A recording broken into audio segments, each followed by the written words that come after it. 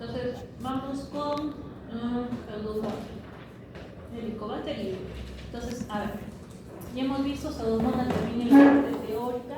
Sabemos que el Pseudomonas es un bacilo gram negativo, que es oxidasa positivo, que es aerobio. Importante que se acuerden que no fermenta, va a tener movilidad y como parte también de su estructura encontramos la formación de una cápsula o capa de slime que va a tener, además de eso, la capacidad de producir o tener una endotoxina, la cual causa o origina inflamación, y una exotoxina de tipo A que va a ribosilar el ADP. Se ha visto que Pseudomonas pues, muestra bastante resistencia a ciertos antimicrobianos porque tiene las beta-lactamasas, lo cual es mediado por plásmidos y enzimas acetiladas. Parte del diagnóstico microbiológico es hacer la diferenciación bioquímica y sabemos que es positivo para citrato, negativo para descarboxilasa, adenosina y ornitina, no me va a producir SH2 y por acción de esta enzima, la trimetilamina, me va a producir un olor a frutos o a frutas, medio dulce, en los medios de cultivo. Por favor, no van a estar abriendo los medios. ¿Listo? Entonces, además de el TSI, el IA, de todos los que ustedes ya conocen, hay un medio que utilizamos con Pseudomonas que es el medio OF, que es el medio oxidación-fermentación. ¿En qué consiste? Son dos tubos, ambos tienen este medio, ambos vamos a sembrarlos con Pseudomonas y uno de los tubos nosotros le vamos a agregar lo que es parafina líquida. Se dan cuenta que en este tubo se encuentra algo líquido, que es aceite. ¿Listo? Nosotros utilizamos parafina. Entonces, ¿en qué consiste? Un tubo me va a permitir ver la oxidación y el otro la fermentación. ¿Listo? El tubo que se encuentra así parafina, el que dice abierto, es el que me permite evaluar la oxidación. Y el tubo que se encuentra cerrado, ese cerrado es el que tiene la parafina, me permite ver la fermentación. Entonces, ¿qué es lo que va a pasar? Si es que mi bacteria utiliza la oxidación, se va a teñir de un color amarillo, como están viendo acá, la parte superior del tubo. Pero si la bacteria utilizara la fermentación, se teñiría este tubo que está sellado. ¿Listo? Entonces, hemos dicho que la Pseudomonas, ¿fermenta o no fermenta? No fermenta, por lo tanto no tiene por qué tener ese tinte amarillo en el tubo que evalúa la fermentación. Pero si es oxidasa positivo, si oxida, por eso el tubo que indica abierto está con el tinte amarillo. ¿Sí? ¿Comprendido? Entonces nosotros vemos mediante esta prueba la detección del ácido tanto en la fermentación como en la oxidación. Ese es el fundamento de esta prueba. Entonces las bacterias aerobias van a crecer en la parte superior o en el tope del medio y producen ácido por parte de la oxidación. En el caso de la fermentación se produce más ácido, lo cual pues el tubo sea de todo de color amarillo. Luego, también, Pseudomonas, nosotros la conocemos como una bacteria come carne. Más o menos así es como nosotros la ubicamos. Porque me produce infecciones importantes en heridas, ¿no? Sobre todo cuando vemos en pacientes que están en UCI, pacientes gran quemados. Entonces, las muestras yo las puedo extraer desde ese exudado de la herida. Después, puro cultivo porque también me produce infecciones del tracto urinario. Hemocultivos puedo hacer, examen al fresco, inclusive coprocultivos. Entonces, a partir de estas muestras, puedo sembrar Pseudomonas en agar sangre, en agar macoque o en agar cetrimida o cetrimide, ¿listo? Que es un agar específico para Pseudomonas. Entonces, si yo siembro en agar sangre, lo que voy a ver en Pseudomonas es que estas colonias van a manifestar beta-hemólisis. Pero no solamente eso, sino que las colonias tienen un color plateado. ¿Sí? Ustedes van a agarrar y van a voltear la placa y en la parte superficial van a ver las colonias plateadas. con un brillo metálico, algo así. En el caso del agar Maconque, en el agar Maconque crecen solamente bacilos gram negativos, ¿sí? Y nos permite ver fermentación de lactosa. Hemos dicho, la pseudomonas, ¿fermenta o no fermenta? No fermenta. Entonces voy a tener colonias que no son rosadas. En el caso del cetrimide, crecen pseudomonas allí y van a mostrarme ese pigmento verdoso que tiene la pseudomona. ¿Gracias a quién? A la piocianina y a la pioverdina. ¿Y qué hace la pioquelina? Son 3 pios que tiene la pseudomona: piocianina, pioverdina y pioquelina. ¿Qué hace la pioquelina? Captación de hierro, quelante de hierro. ¿Listo? Pero ese color verdoso que yo estoy viendo en el agar cetrimide es gracias a la pioverdina y a la piocianina. Entonces, mucho más fácil de que yo me dé cuenta de que sea pseudomona. ¿Listo? Y además, si sobre ese agar yo lo pongo la luz ultravioleta, me tiene que mostrar fluorescencia, ¿no? Entonces ahí tienen lo que sería en agar sangre, ¿no? Esas colonias plateadas con beta hemólisis. En el agar Maconque, que me muestra que no son fermentadoras de lactosa. El agar cetrimide, ese color verde fosforescente o fluorescente, ¿no? De pseudomonas. Hay otro agar que también se puede utilizar para el crecimiento de pseudomonas, que es el caseína. Y abajo tienen el antibiograma.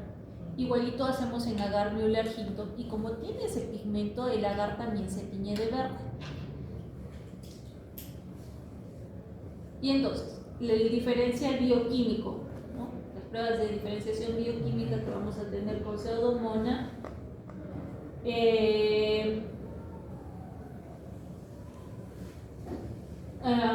Que van a ser, empecemos con el TSI, ¿sí? ¿Qué sería? Un K sobre K, ¿no? En el caso de LIA sabemos que es negativo para la descarboxilación de lisina. En el caso de la urea es negativo. El caso del citrato es positivo. El SI, que me va a dar SH2 negativo, indol negativo y movilidad positiva. Acá, por ejemplo, les han puesto el Bogescusca o el metilo, esto, pero que, bueno, nosotros no lo hemos hecho, no lo vamos a tomar en cuenta. ¿Okay? Entonces, tengo bacilos gram negativos y esta es la imagen de la pseudomona en el agar. Luego, en el caso del helicobacter, sabemos que el helicobacter es un bacilo gram negativo espiralado que tiene flagelos, que crece a nivel del tracto gastrointestinal y hepatobiliar, que es oxidasa positivo, catalasa, ureasa positivo, que crece a 37 grados. Que si yo lo quiero aislar, necesito utilizar un medio específico como es el agar Brucella, o el medio con una infusión de corazón-cerebro, el agar sangre también puede ser útil, igual el agar. Lo malo con esta bacteria es el tiempo que demora en crecer las colonias, entre 3 a 5 días. Es mucho lo que. Sabemos que el Helicobacter es débilmente hemolítico y las enfermedades que me van a causar son desde una gastritis crónica, una úlcera péptica, hasta lesiones neoplásicas como un adenocarcinoma gástrico o un linfoma de tipo humano. Entonces, una de las infecciones más comunes en nuestro medio es una infección por Helicobacter pylori, ¿no? ¿Qué pasa cuando tienen gastritis? ¿Cuáles son los síntomas? Ardor, ¿dónde? En el estómago. Ardor epigástrico. ¿Cuándo aparece ese dolor, ese ardor? ¿Antes o después de los alimentos? Después. En la gastritis generalmente es antes de los alimentos. Calma con algo cuando comes, ¿sí? Ayuda, la alimentación ayuda a calmar un poco las molestias. ¿Qué más? ¿De qué más se va a acompañar? No es muy raro. Aparte de eso, reflujo no, reflujo es otra cosa.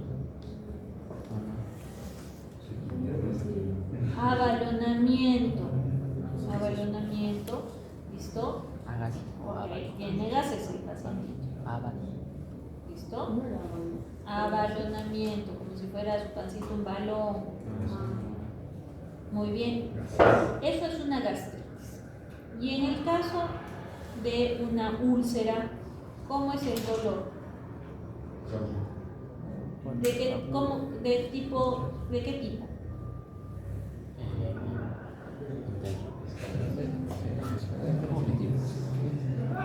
¿Sigue siendo urente?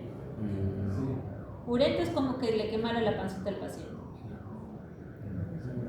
Es urente. ¿Cuándo aparece? ¿Antes o después de los alimentos? Después de los alimentos, es decir, empeora con la ingesta de alimentos. ¿Y calma con algo? Generalmente no hay dolor mientras el paciente no come, pero luego, inclusive si no come, va a haber dolor. Entonces, ¿cómo es la vía por la cual, o a través de qué medios nosotros nos contaminamos de Helicobacter? Alimentos que estén contaminados con el Helicobacter por vía fecal oral, ¿no? Entonces nosotros, por ejemplo, sabemos que las verduras que consumimos o que son mejor cultivadas acá en Arequipa van a ser regadas con agua del río, y el río precisamente no es el más limpio. Sabemos que está contaminado con coliformes, con Helicobacter, con muchos otros microorganismos. Entonces, por más veces que yo lave los alimentos de forma adecuada en casa, a veces puede pasarse, ¿no? Y yo me vuelvo a contaminar. Y aparte de la vía alimentaria, ¿existe otra vía de contaminación? Sí, los besos. ¿Por qué los besos?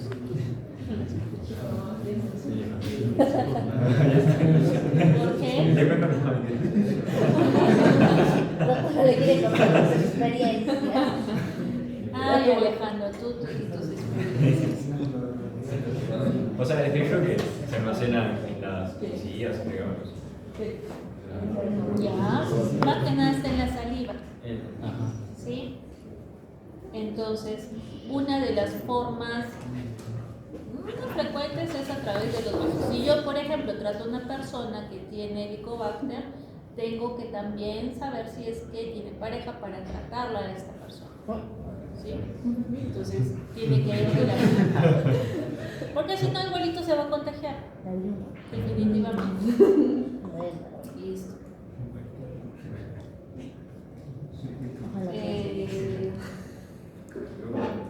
Entonces, si es que el daño que me causa el Helicobacter es constante, va a causarme cambios a nivel de la mucosa gástrica, que pueden ir ya no solamente en una úlcera, sino que me pueden transformar, haber cambios de transformación como metaplasia intestinal o como una displasia gástrica, que si continúa todo esto me lleva a un adenocarcinoma gástrico.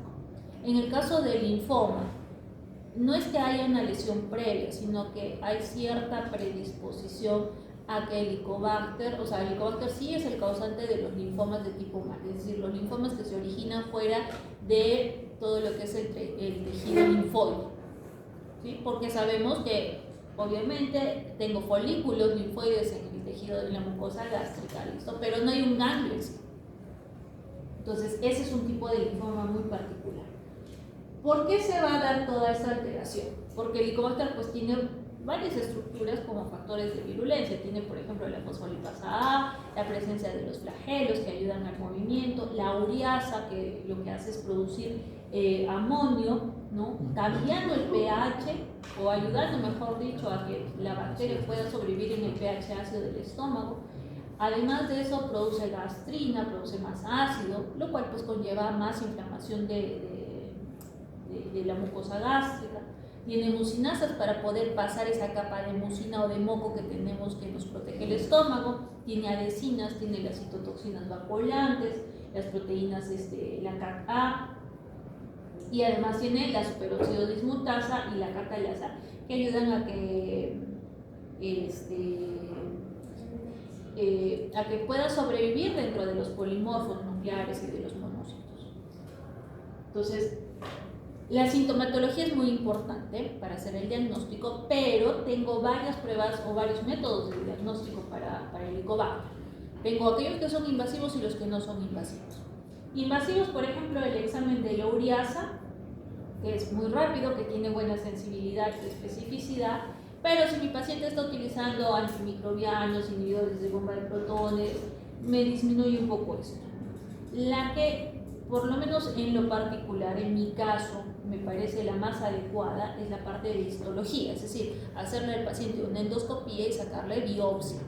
No solamente por el hecho de la biopsia, sino por el hecho de que la endoscopía permite ver la lesión o cómo está el epitelio. Porque es muy diferente que yo simplemente te diga tienes o no tienes Helicobacter a que te diga tienes el Helicobacter, pero ya la lesión que estás presentando es una úlcera. O con la biopsia decir tienes cambios de displasia o tienes una metaplasia. Ese paciente va a tener muchísimo más cuidado o con controles más seguidos que si yo te dijera, ok, tienes Helicobacter y ahí me quedo, ¿no?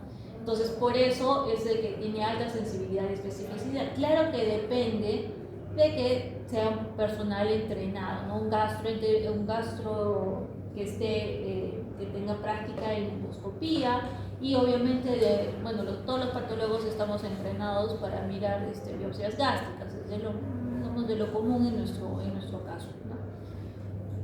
Y la otra cosa que se puede hacer es el cultivo, pero no es tan recomendado, no es tan utilizado, principalmente porque demora mucho, es muy laborioso y además se ha visto que hay mucha resistencia bacteriana en el manejo in vitro de la bacteria. En el caso de los métodos que no son invasivos, tenemos el examen del aire expirado con carbono marcado, es el carbono 13, carbono 14. ¿Qué es lo que va a pasar? Es un procedimiento que es que a veces se utiliza, donde yo lo que voy a hacer es darle urea marcada con ese carbono al paciente. Lo va a tomar y como la bacteria tiene la ureasa, lo que hace es separar la urea del carbono. Y entonces cuando el paciente va a exhalar, ¿qué es lo que va a estar botando? Cuando ustedes expiran, ¿qué botan? Ya, CO2. Esa C viene de ese carbono que consumieron marcado. Y entonces yo me doy cuenta si está o no la bacteria. Luego hay la serología o también la medición de los antígenos en deposiciones. Pero finalmente lo único que les va a decir esto es si tienen o no la bacteria, nada más. Entonces, muchos de los pacientitos lo que buscan pues es evitar la famosa endoscopia, que es molestosa a veces, ¿no? A nadie le agrada, pero que finalmente me da un panorama más amplio de lo que realmente está pasando con mi paciente. Luego tenemos el caso de lo que nosotros vemos en la biopsia. Todo tejido, normalmente utilizamos hematoxilina eosina, y lo que están viendo acá, estas de acá, son las glándulas oxínticas, a veces dependiendo de la parte del estómago que miremos, ¿listo? Y inmersas en la luz de la glándula, en medio de este moquito, vamos a encontrar al Helicobacter. ¿Ven como esas comitas pequeñitas, bien chiquititas? Ese es el Helicobacter, ¿listo? Este grande no es, por si acaso, son estas chiquitas. Acá vengo una división especial, que es la de Wartin-Starling, que son estas comitas chiquitas, y acá hay otra que es la de Giemsa. Entonces, ya a veces es un poco difícil. Por ejemplo, yo puedo ver el Helicobacter con un aumento de 40. Si a ustedes les pongo 40, se van a romper el ojo y no van a encontrar nada. Les he puesto con aceite de inmersión para que puedan verla, y aún así es pequeñita. ¿Listo? Entonces, cuando nosotros hacemos los informes de las biopsias gástricas, yo no solamente voy a agarrar y voy a decir tienes Helicobacter o no, sino que hago una descripción de todo el daño que se está dando en el epitelio. Entonces indico tienes una gastritis crónica, superficial, profunda, como sin actividad, con edema en la mina propia, con congestión en la mina propia, formación de folículos, no hay formación, metaplasia, no hay metaplasia, con un montón de cosas. Entonces todo lo que yo vaya a observar en esa biopsia, yo lo tengo que indicar. Hago el informe con todo ello, ¿no? Es más, si hay cambios de displasia de alto o bajo grado, si hay metaplasia gástrica, en cuánto porcentaje, de tal forma que el gastroenterólogo, cuando vea el informe, va a darse cuenta de qué es lo que realmente tiene el paciente, ¿no? Y las medidas que vamos a tomar. El cultivo, como les digo, es bastante complicado de realizar, y en el caso de la prueba del aliento, lo que les indicaba, ¿no? Urea marcada con carbono 13 o 14, y por la acción de la ureasa esto se va a separar, ¿no?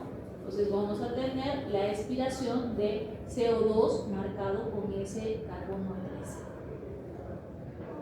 Y en el caso del tratamiento hay que ver mucho los antecedentes del paciente. Entonces, si es un paciente que por primera vez le estoy diagnosticando Helicobacter, por eso hablamos de un tratamiento de primera línea, necesito darle un inhibidor de bomba de protones, claritromicina más amoxicilina más metronidazol, o puedo utilizar también inhibidor de bomba más bismuto, más tetraciclinas, más metronidazol, alrededor de 14 días.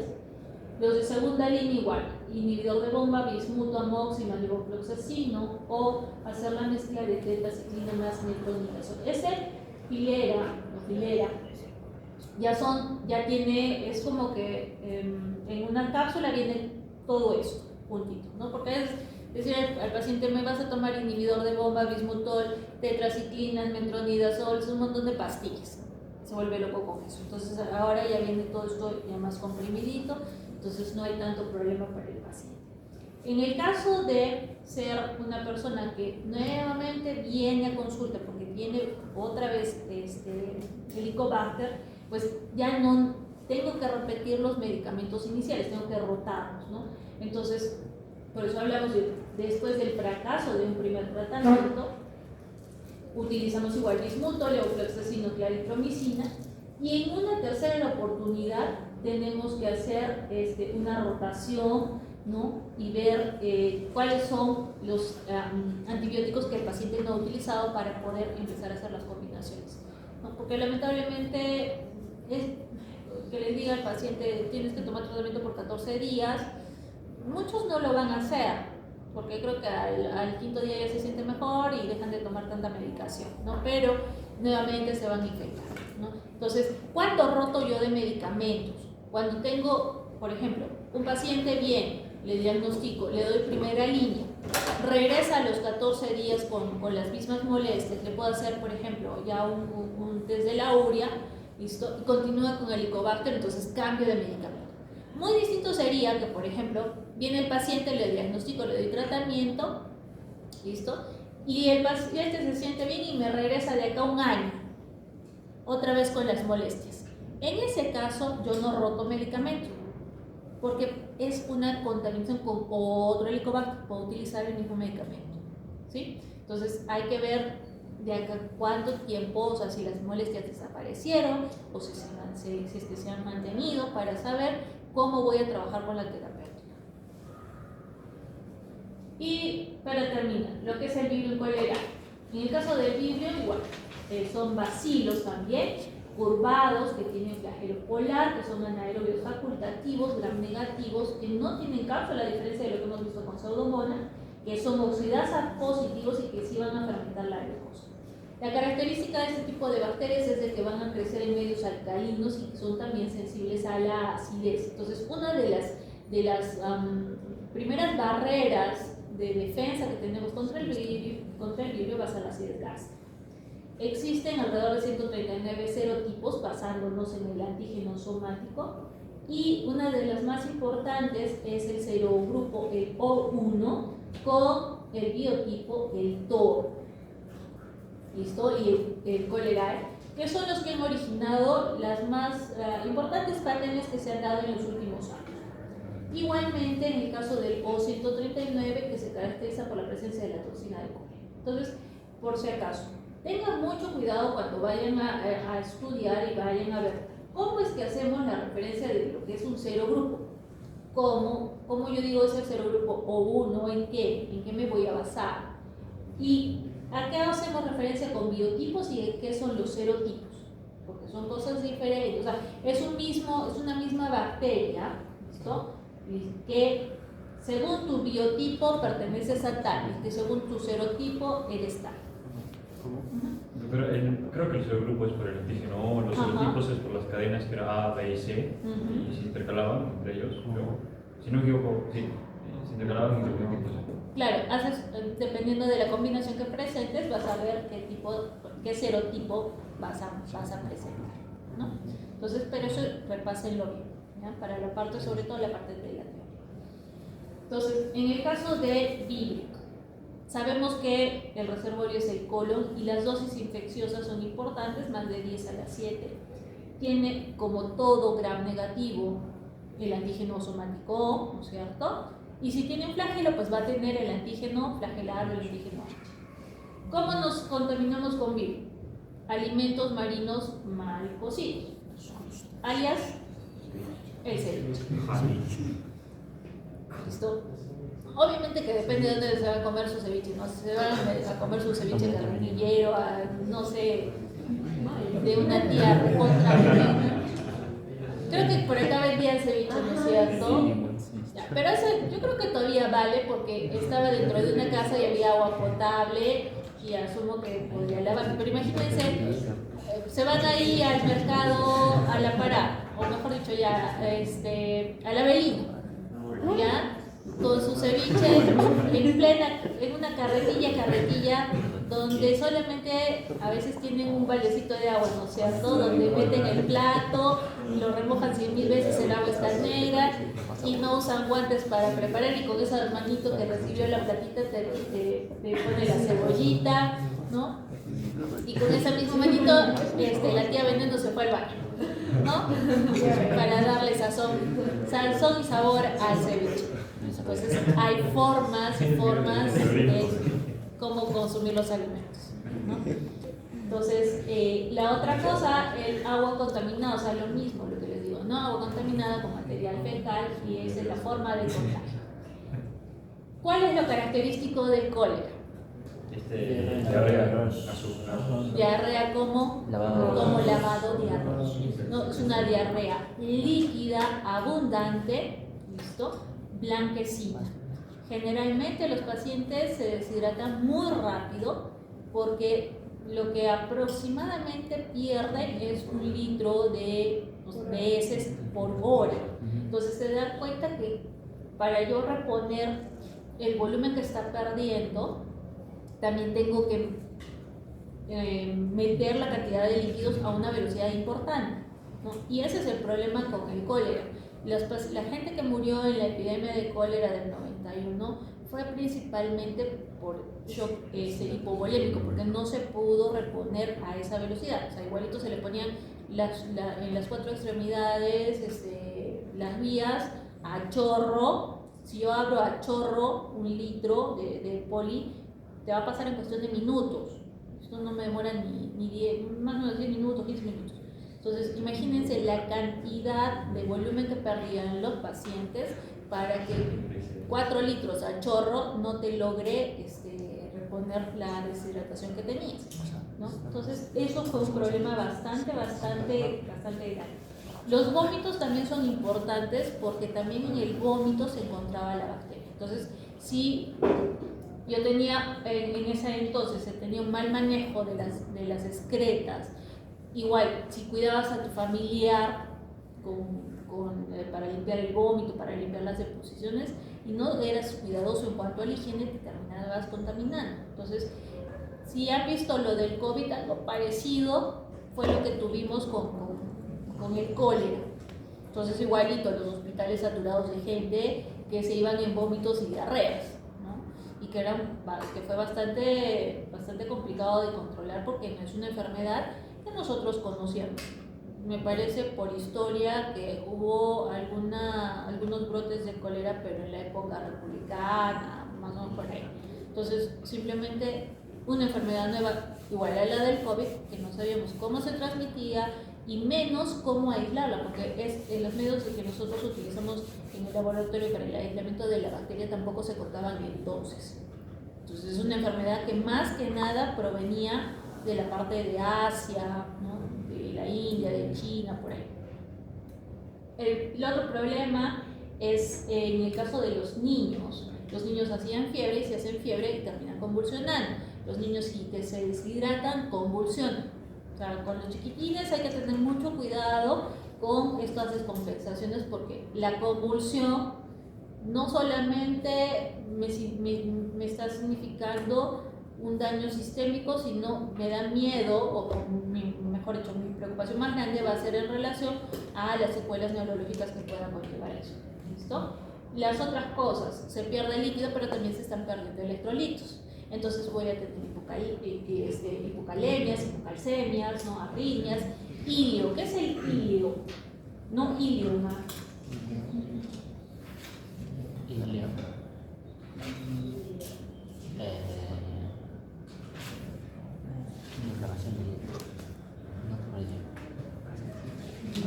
¿Qué es el ilio? A ver, vamos con lo que conocen. Ilio. ¿Qué es el ilio? No puedes ¿El ilio? El ilio no puedes defecar. porque los intestinos no se contraen. Entonces lo que no tienes es ausencia de la movilidad intestinal. Ese es el ilio. Si yo le pongo a ese ilio la N, ¿qué es? Ilio. ¿Qué es? Un segmento del intestino, ¿no es cierto? Entonces tengan cuidado y no se vayan a confundir en el examen. No dice que ponga la N y me contesten otra cosa. Bueno, no sé si me tocarán bien eso. ¿Listo?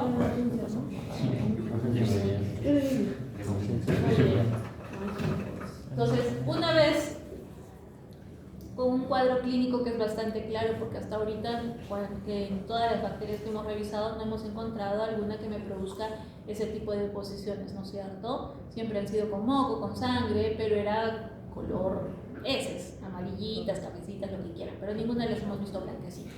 Entonces es un punto, digamos, clave para que se den cuenta de que se trata de cólera.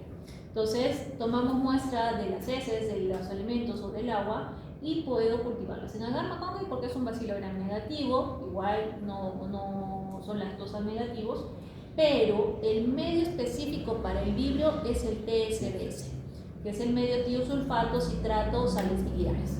Este medio nosotros lo llevamos hasta un pH alrededor de los 9.5, 8.5, 9.5. Primero, porque es el pH sobre el cual va a crecer el vibrio, y segundo, porque a ese nivel de pH no crece el resto de la flora intestinal. Entonces, por eso hablamos de que suprime la flora.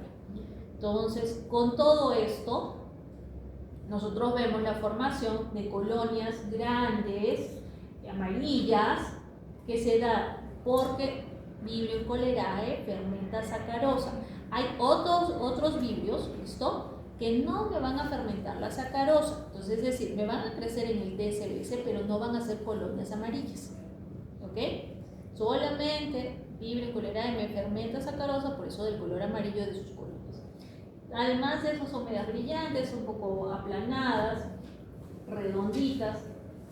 Igual hacemos la diferenciación bioquímica. Si nosotros vemos el TSI, Silimorde, que es un K sobre A o un K sobre K, cualquiera de los dos es válido, un LIA que es K sobre K, un SIN que me va a dar SH2 negativo, movilidad positivo, indol positivo, después el citrato es positivo y la urea es negativa. Peptaldo, esto no hemos hecho nosotros, arginina, esto, pero arginina es negativa.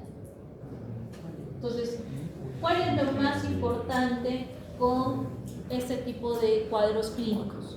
La hidratación, la rehidratación de los pacientes. Entonces, si es que el paciente tiene vómitos, obviamente que no le voy a dar por vía oral, ¿sí? Tengo que utilizar la vía parenteral.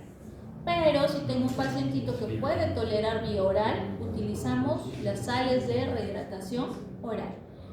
¿Cómo pueden hacer las sales de rehidratación oral caseras? ¿Cuál es la receta? 8 cucharaditas de azúcar y una de sal. Una de sal y ¿cuánto de agua? 1 litro. 1 litro. ¿Listo? Entonces hay que aprender esa receta de cocina, por más de que uno piense que nunca la va a utilizar, a veces sí. ¿ok? Entonces, ¿por qué existen las sales de rehidratación oral? ¿Listo? Que justo ya les dije a los chicos, eso fue creado justo en la época del cólera, las sales de rehidratación oral, por un médico peruano, patólogo, el doctor recién ha fallecido este año. No me acuerdo, siempre me acordaba del apellido del doctor y ahora no me acuerdo, pero no, mañana seguro no me acuerdo. ¿Listo? Además de vigilar la hidratación, voy a dar también antibióticos. Lo que más utilizábamos era la tetraciclina, pero también tenemos otras opciones, como la doxiciclina, el trimethoprim, sulfamethoxazole, eritromicina o el ciprofloxacina. Y lo que nunca en su vida van a dar son antidiarreicos. Los antidiarreicos tienen indicaciones muy puntuales, ¿listo? Porque en lugar de causar un beneficio, porque uno pensaría, si le corto la diarrea, voy a evitar que se siga deshidratando y que mejore el paciente.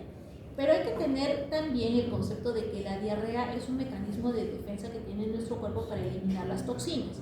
Entonces, si no bota la toxina, esto se va a acumular. ¿Listo? Entonces, por eso yo no puedo dar antidiarreicos. Solamente como les digo, hay que saber cuáles son las circunstancias y para utilizarlos. ¿Ok? Entonces, es un tratamiento que va enfocado en varias cositas. ¿Listo? Muy bien. Doctora, una consulta. Leí que las personas que utilizan, o sea, la dosis de infección en el virus cólera era mínima cuando las personas utilizaban inhibidores del ácido gástrico. Claro, si yo tengo un paciente, por ejemplo, que ha tenido o que tiene tratamiento por gastritis y yo le doy un inhibidor de bomba de protones, va a necesitar una dosis infecciosa menor que una persona que está normal. O sea, doctor, y por ejemplo, si en ese caso se utiliza omeprazol y esta persona se contagia con virus cólera, ¿qué le quitamos? Le quito el omeprazol. Y la gastritis no le va a pasar nada. Que le quite un tiempo hasta que pueda controlar un poco, porque esto por lo menos será 3 días en que necesito más o menos estabilizar al paciente. Bueno, es cuestión de horas para estabilizarlo, porque no puedo permitir que se vaya a deshidratar rápidamente, ¿no? Entonces, una vez que se inicie el tratamiento, puedo volver a reiniciar el tratamiento contra la gastritis o la úlcera que vaya a tener el paciente. Entonces hay que tener cuidado. O sea, por eso es de que lamentablemente hoy en día utilizamos para los pacientes, sobre todo para los adultos mayores, siempre les damos su omeprazol o su ranitidina. ¿Listo? Ya lo utilizan como medicación de por vida. Pero eso me altera el pH gástrico, cambia la flora. Y no solamente eso, hay estudios en que se ha demostrado que la ranitidina, si no me equivoco, el uso crónico de ranitidina conlleva a trastornos neurológicos. ¿Listo? Entonces no es recomendable. O sea, yo solamente utilizo ranitidina para cositas muy puntuales. En el caso del omeprazol igual, y no debo de excederme más allá de los 15 días. ¿Listo? Entonces, porque yo tengo ese tiempo para intentar solucionar y averiguar cuál es la causa de que, por qué mi paciente tiene esas molestias. No es solamente aliviar la molestia, es saber por qué mi paciente me está presentando este cuadro. Entonces, si es un dolor de estomaguito, tubito, no queda de otra hacer la endoscopía y chequear qué es lo que está pasando allí. Tomar biopsias y saber tener un diagnóstico preciso, ¿no? Entonces, siempre hay que llegar al origen de por qué se está originando algo. No es solamente te duele la cabeza, te doy paracetamol, te duele la panza, te doy omeprazol, te duele, o sea, si así trabajan, lo único que van a conseguir es generar más enfermedades, más patologías a los pacientes, sin resolver nada, ¿no? Entonces, porque, bueno, eso generalmente lo hacemos en emergencia, ¿no? Solucionamos el momento, el dolor, ¿listo? Pero en consulta tengo que averiguar por qué mi paciente tiene todo eso. Entonces, y para eso echan de mano de muchas cosas, ¿listo? Entonces, en este caso de todos estos microorganismos, a ver,